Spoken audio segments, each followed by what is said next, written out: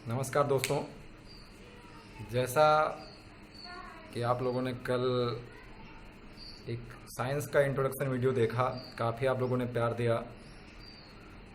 Subscriber 1000 की कमी की वजह से मैं आपके बीच लाइव नहीं आ सका, तो मैं पूरी कोशिश करूँगा कि आपको ऑफलाइन वीडियो प्रोवाइड करवाया जाए। तो कल मैंने एक छोटा सा बेसिक साइंस का इंट्रोडक्शन का वीडियो से आपको शेयर किया था, और आज उसी के नेक्स्ट क्लास साइंस की दूसरी क्लास जो यूनिट है, जिसमें आप राशियों क्वांटिटीज़ की बात करेंगे, राशियों को पढ़ेंगे, मात्रक को पढ़ेंगे, तो उन्हीं के बारे में हम लोग आज अध्ययन करते हैं। जैसे कल हमने आपको साइंस का इंट्रोडक्शन दिया था कि विज्ञान की उत्पत्ति आपको बताया था कि लैटिन वर्ड सेंटिया से हुई है, जिसका अर्थ होता है जानना। अर्थात प्राकृतिक घटनाओं के बारे में हम अध्ययन करते हैं, जानते हैं, उसे ही साइंस कहा जाता है। साइंस का जो डिवीज़न है वो 3 प्रकार से किया गया है। जैसे आपने देखा था, पहला था भौतिक विज्ञान, दूसरा रसायन विज्ञान, और तीसरा था जीव विज्ञान। इन 3 चीज़ों में डिवाइड किया जाता है साइंस को, जिसमें आपने देखा था भौतिक विज्ञान, रसायन विज्ञान और जीव विज्ञान, जिसमें से आज रेलवे में लगभग, अगर मैं पिछली एग्जामों की बात करूं ग्रुप डी की, तो फिजिक्स का क्राइटेरिया काफ़ी ज़्यादा बड़ा था, लेकिन समय के साथ होते होते लगभग केमिस्ट्री भी ज़्यादा पूछी जाने लगी, बायो भी पूछी जाती ही थी। तो तीनों को हम लोग साथ में लेकर चलेंगे। और सबसे पहले मैं आपको फिजिक्स पढ़ाऊँगा, भौतिक विज्ञान, जिसमें आप ज़्यादा से ज़्यादा चैप्टर, जितने भी इम्पोर्टेंट चैप्टर हैं, उनका अध्ययन हम जल्दी से जल्दी करेंगे। लगभग आप लोगों ने नोट्स बना रखी होगी हमारी साइंस की क्लासों की, तो उनको भी देखते रहिएगा, और इस क्लास का अच्छे तरीके से आपकी रिवीजन क्लास हो जाएगी। अच्छे से ध्यान से पढ़ते रहें। मैं कोशिश करूँगा कि आपको बेहतरीन से अच्छी क्लास आपको दी जाए साइंस की। बाकी आप सभी साथी परिचित हैं ही, तो आइए स्टार्ट करते हैं भौतिक विज्ञान। भौतिक विज्ञान की जब भी हम बात करते हैं तो आपको पता है भौतिक विज्ञान है क्या। तो भौतिक विज्ञान का मतलब विज्ञान की वह शाखा जिसके अंतर्गत द्रव्य और ऊर्जा का अध्ययन किया जाए, उसे हम भौतिक विज्ञान कहते हैं। भौतिक विज्ञान का जो सबसे पहला चैप्टर की बात करते हैं तो वो है मात्रक। मात्रक पढ़ना है, उसमें राशियों का अध्ययन करेंगे हम। उसमें उसके बाद राशियों का अध्ययन करने के बाद विमा का अध्ययन करते हैं। तो इन सब चीज़ों का अध्ययन करना है। तो आपके एग्जामों में पिछले बार मैंने देखा कि क्वांटिटीज़ से काफ़ी क्वेश्चन आते हैं। जैसे मैं अगर आपसे कहूँ कि हमारा वज़न 180 मीटर है, तो क्या कभी वज़न को हम मीटर में नापते हैं? नहीं नापते, गलत है।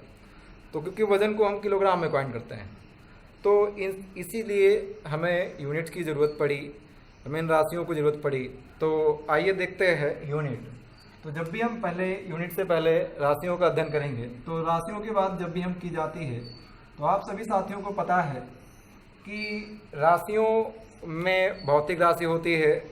भौतिक राशियों में आपको पता है कि भौतिक राशियाँ जो होती हैं वो 2 प्रकार की होती हैं, एक मूल राशि होती है, एक व्युत्पन्न राशि। जब हम मूल राशियों का अध्ययन करते हैं तो आप सभी साथियों को पता है मूल राशियों का मतलब होता है वे राशियां जो किसी अन्य राशियों पर निर्भर नहीं करती, उन्हें हम मूल राशियां कहते हैं। आपको पता है कि प्रारंभ में कहा जाता था कि मूल राशियों की संख्या 3 हुआ करती थी। मीटर था, किलोग्राम था और समय था। ये 3 हुआ करती थी, जिसे आप साधारण से जानते हैं कि MKS कहा जाता है, MKS पद्धति कहते हैं। तो मूल राशियों की संख्या लेकिन वर्तमान में 7 हो गई हैं। इसमें आप सभी साथियों को पता है जो सबसे पहली मूल राशि हुआ करती थी, वह सभी को पता है कि लंबाई मूल राशि होती थी। तो पहली जो राशि थी वो कौन सी थी? लंबाई। लंबाई के बाद दूसरी जो थी वो थी, आपको पता है कौन सी थी? लंबाई के बाद द्रव्यमान। लंबाई के बाद आपका द्रव्यमान था। द्रव्यमान के बाद आपकी जो तीसरी थी वो था समय। तो 3 हुआ करती थी। तो पहले ही थी आपकी लंबाई, द्रव्यमान और समय। जो चौथी आपकी जुड़ी वो आपकी जुड़ती है कौन सी? ताप। ताप जुड़ता है, उसके बाद आपकी जुड़ती है विद्युत धारा। विद्युत धारा के जुड़ने के बाद जो आपकी 6वीं नंबर की जुड़ती है वो आप सभी साथियों को पता है कि ज्योति तीव्रता। ये बहुत इंपॉर्टेंट है ज्योति तीव्रता। आप सभी साथियों को पता है कि ज्योति तीव्रता एग्जामों में बहुत पूछी जाती है। तो ज्योति तीव्रता आपकी 6वीं है। उसके बाद आप 7वीं नंबर की जानते हैं पदार्थ की मात्रा। तो टोटल जो आपकी थी मूल राशियों की संख्या कितनी थी? 7 थी। इन 7 में आपने देखा पहली लंबाई थी, द्रव्यमान थी, समय था, ताप था, विद्युत धारा, ज्योति तीव्रता और पदार्थ की मात्रा। तो टोटल जो मूल राशियों की संख्या कितनी थी? 7। यही 7 आपकी मूल राशियां हो करती थी। मूल राशियों के बाद बात आती है व्युत्पन्न राशियां। व्युत्पन्न राशियों में आपने देखा इनकी संख्या की जब भी हम बात करते हैं तो आज काफ़ी मात्रा में इनकी संख्या हो गई है। व्युत्पन्न राशियां हम उन राशियों को कहा करते थे जो मूल राशियों की सहायता से व्यक्त की जाती हैं। जैसे आपने देखा बल। बल कैसी है? व्युत्पन्न राशि। जैसे आप देखते हैं जितनी भी नई आपकी राशियां, कोई जैसे जड़त्व गुण हो गया, कार्य हो गया, तो ये सब आपकी कैसी हैं? व्युत्पन्न राशियां हैं। तो व्युत्पन्न राशियों का मतलब वे राशियां जो मूल राशियों की सहायता से व्यक्त की जाती हैं। तो जब भी हम बात करते हैं मूल राशि तो मूल राशियों की संख्या कितनी है? 7 है। व्युत्पन्न राशियों की बात जब भी हम करते हैं तो याद रखिएगा व्युत्पन्न राशियों का मतलब होता है आपकी वे राशियां जो मूल राशियों की सहायता से व्यक्त की जाए, उन्हें कहा जाता है क्या? मूल राशियां। व्युत्पन्न राशियां कहा जाता है, सॉरी। तो उन्हें व्युत्पन्न राशियां कहते हैं जो मूल राशियों की सहायता से व्यक्त की जाती हैं। तो जब भी हम बात करते हैं तो ये मूल राशियां थी और व्युत्पन्न राशियां थी। व्युत्पन्न राशियों में जैसे अगर मैं काउंट करूं तो कहा जाता है बल, जैसे आपके कार्य, ये सब मूल राशियों की सहायता से व्यक्त की जाती है। तो राशियों के कॉन्सेप्ट में जब राशियों को हम पढ़ लेते हैं तो याद रखिएगा राशियों में जैसे क्वेश्चंस काफ़ी बनते हैं, बताइए निम्नलिखित में से कौन सी मूल राशि नहीं है। तो ऐसे क्वेश्चन कई बार एग्जामों में हमें मिले हैं कि कौन सी मूल राशि नहीं है, तो उसको हमें जानना होता है। तो हमेशा आपको देखा होगा कि एग्जामों में देता है ज्योति तीव्रता की जगह ज्योति फ्लक्स देता है, क्योंकि ज्योति तीव्रता आपको पता है ये मूल राशियों में काउंट की जाती है, लेकिन ज्योति फ्लक्स मूल राशि नहीं है। तो इन दो चीज़ों को हमेशा हमेशा ध्यान रखना है आपको कि ज्योति फ्लक्स जो है वो मूल राशियों में नहीं आती।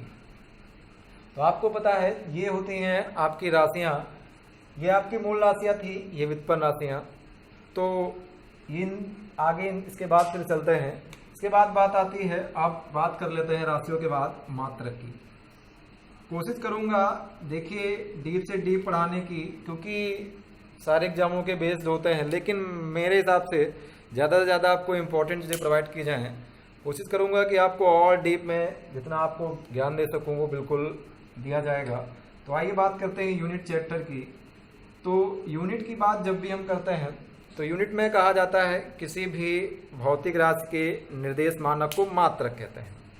किसी भी भौतिक राशि के निर्देश मानक को मात्रक कहते हैं, मतलब किसी भी फिजिकल क्वांटिटी को अगर हमें मेजरमेंट करना हो, मापना हो, तो उसे हम मात्रक कहते हैं।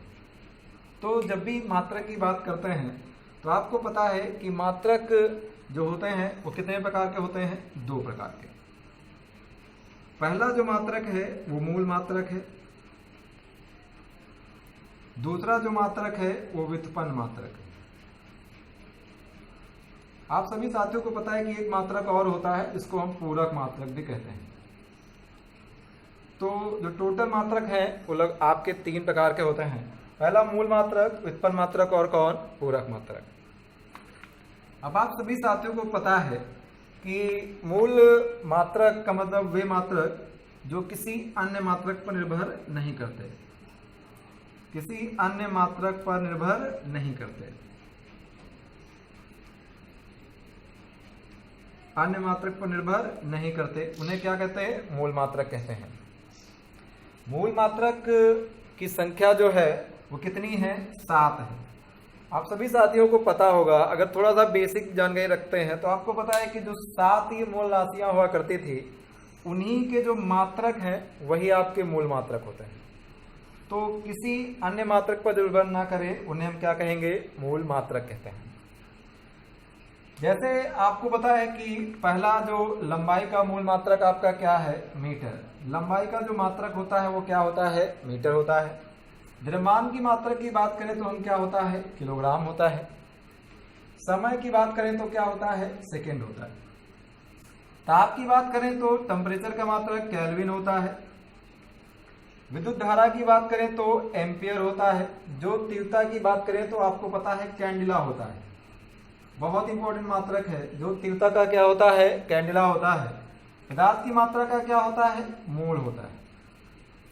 तो यही जो 7 मूल राशियां थी, इन्हीं 7 मूल राशियों के जो मात्रक होते हैं वही कहलाते हैं क्या, मूल मात्रक। तो याद रखिएगा हमारे प्यारे साथियों कि जो मूल मात्रक होते हैं वो किसी अन्य मात्रक पर डिपेंड नहीं करते, ये स्वयं पर निर्भर होते हैं। जैसे अभी अभी हमने कहा कि लंबाई का मात्रक क्या है, मीटर है। द्रव्यमान का मात्रक क्या है, किलोग्राम है। समय का मात्रक क्या है, सेकेंड है। ताप का मात्रक क्या है, केल्विन। विद्युत धारा का एम्पियर। जो तीव्रता का कैंडिला। पदार्थ की मात्रा का मोल। जब भी हम बात करते हैं तो ये था मूल मात्रक। उसके बाद नंबर 2 मात्रक आता है, दूसरा प्रकार जो है वो कौन सा है, व्युत्पन्न मात्रक होते हैं। आपको पता होगा कि व्युत्पन्न मात्रक जो होते हैं वो मूल मात्रक की सहायता से ही व्यक्त किए जाते हैं, उसे क्या कहते हैं, व्युत्पन्न मात्रक।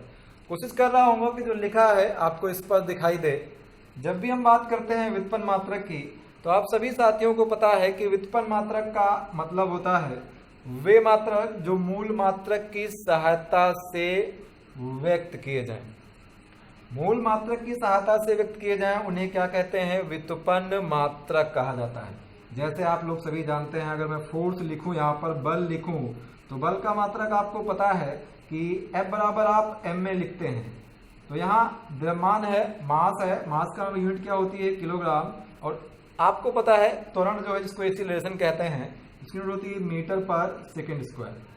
तो आप देख रहे हैं कि किलोग्राम मीटर पर सेकेंड स्क्वायर जो है वो बल की यूनिट हो गई। तो आप देख रहे हैं कि किलोग्राम भी इसी में ऐड है, मीटर भी है और सेकेंड भी है।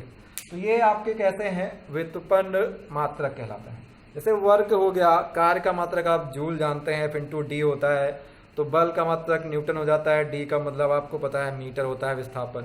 तो आप जानते हैं कार्य का मात्रक जूल भी होता है। तो ये होते हैं आपके क्या, व्युत्पन्न मात्रक। उसके बाद आपके आते हैं पूरक मात्रक। आप सभी साथियों को पता है कि पूरक मात्रक मैथमेटिकल में काउंट किए जाते हैं और ये आपके 2 होते हैं। एक होता है कोण का, कोण का मात्रक आपको पता है रेडियन होता है। और उसके बाद पता है घन कोण, घन कोण का मात्रक क्या, स्टेरेडियन। तो आपके ये 2 मात्रक जो हैं वो आपके क्या हैं, पूरक मात्रक हैं। तो ये जो आपकी मात्रक यूनिट की क्लास होती है वो आप, इसके बाद हम आपको ज़्यादा से ज़्यादा जितने भी इम्पॉर्टेंट यूनिट्स होती हैं वो मैं आपको बताने की कोशिश करूँगा। और ये जो आपकी क्लास होगी वो कल होगी। तो मैं आपको, हमने आप बताया आज कि जो साइंस है उसको 3 हिस्सों में डिवाइड की गई है, भौतिक, रसायन और जीव। उसके बाद आपने देखा कि भौतिक विज्ञान की जो परिभाषा हमने आपको बताया, उस परिभाषा को याद रख लीजिएगा ज़रूर से ज़रूर। अभी मैं कोशिश करूंगा जितनी जल्दी से रायबरेली आऊँ तो थोड़ा सा आपको और अच्छे से वीडियोस प्रोवाइड कराई जाएं। अभी गांव में होने की वजह से सारी व्यवस्थाएं नहीं हो पा रही हैं, जो मैं कोशिश कर रहा हूं। जल्दी से लॉकडाउन में थोड़ी सी जब छूट मिल जाती है तो फिर मैं रायबरेली आके आपको और बेहतरीन तरीके से वीडियो प्रोवाइड कराऊँगा। Thank you so much. बस जो प्यार दिया है कल के वीडियो में, ऐसा ही प्यार इस वीडियो को भी आप प्रोवाइड करें। अभी कुछ अवस्थाएं हैं, कोशिश करूंगा, सुधार करूंगा, उनमें और अच्छा हो जाए। बस जैसा प्यार हमेशा दिया है ऐसा ही बनाए रखें। Thank you so much.